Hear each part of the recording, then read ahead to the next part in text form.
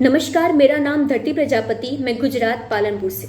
आज के हमारे वाद विवाद का विषय है कि वैश्विक बाजार में आत्मनिर्भर भारत सफल और असफल।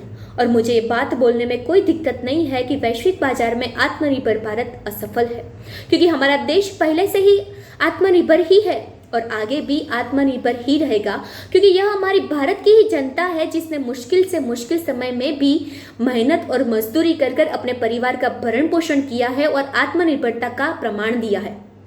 अब जरा विषय पर आते हैं, तो क्या वैश्विक महामारी के दौरान ही भारत को आत्मनिर्भर बनना था? इससे पहले शब्द नहीं मिल रहा था या मौका नहीं था?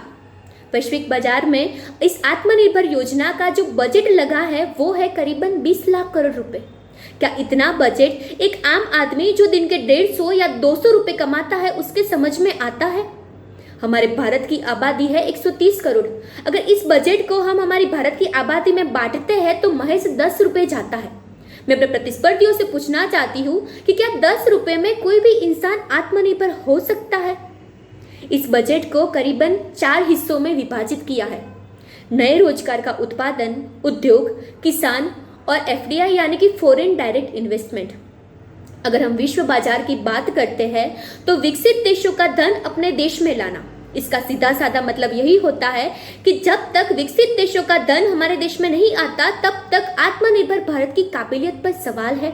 अगर हम जरा जीडीपी पर बात करते हैं तो भारत का जीडीपी पुराने साल यानी कि कोरोना महामारी का उससे पहले के 3 क्वार्टर का जीडीपी रहा है सिर्फ और सिर्फ 3.09%, और आज भी वो उतना ही गिरता चला आ रहा है।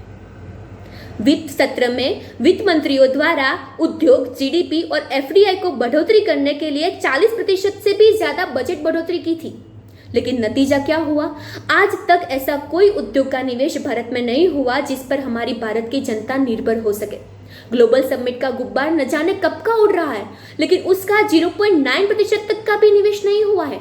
ये सिर्फ कागज पे MOU यानी कि मेमोरेबल ऑफ अंडरस्टैंडिंग की बात की है। मैं अपने प्रतिस्पर्धियों से पूछना चाहती हूँ, यह किस बात की अंडरस्टैंडिंग है जो आज तक समझ में नहीं आई? सिर्फ पैसों को वित्त प्रक्रिया में डालना या पैसों की घोषणा करना, यह तो आत्मनिर्भर भारत नहीं हो सकता। जिस सरकारों ने एफडीआई को लेकर पुरानी सरकार की टीका की थी, आज वही सरकार ने 100% तक एफडीआई कर दी, लेकिन जीडीपी की हालत और भी पतली होती जा रही है।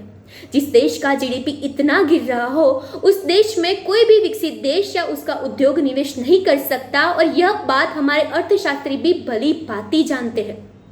अगर हम लघु उद्योग की बात करते हैं तो लघु उद्योग वैश्विक महामारी के बाद लघु उद्योग के बंद होने की खबरें लगातार अखबारों में आती है। यह लघु उद्योग MSME यानी कि मीडियम स्मॉल स्केल इंडस्ट्री, यह घरेलू उत्पादन की धरोहर है। हम आज वैश्विक महामारी का जिम्मेदार चाइना को मानते हैं, लेकिन एक बात माननी पड़ेगी कि चाइना की घरेलू उत्पादन क्षमता इतनी मजबूत है कि वैश्विक महामारी के दौरान भी उसका जीडीपी बढ़ता ही जा रहा है। क्या इस बात का जवाब मेरे प्रतिस्पर्धी दे सकते हैं? हमारा देश एक कृषि प्रधान देश है। इस कृषि प्रधान देश में आत्मनिर्भर योजना होने के बाद न जाने कितने किसान दिल्ली की सड़कों पर खड़े आंदोलन कर रहे हैं। यह आंदोलन न जाने कहां पर जाकर रुकेगा वो तो मुझे पता नहीं, लेकिन आत्मनिर्भर भारत से अगर हमारे किसान को थोड़ी भी उम्मीद होती तो वह आज अपने घरों में सुरक्षित दिखाई देता, ना कि दिल्ली की सड़कों पर। जिस MSMP यानी कि न्यूनतम समर्थन मूल्य और अपनी लागत का सही मूल्य की बात किसान कर रहे हैं वह तो आत्मनिर्भर भारत में दिखाई नहीं दे रहा है। और इसके लिए जब तक हमारे देश का किसान, लघु उद्योग और रोजगार आत्मनिर्भर नहीं होता तब तक आत्मनिर्भर भारत का वैश्विक बाजार में आना असफल है। जय हिंद, जय भारत।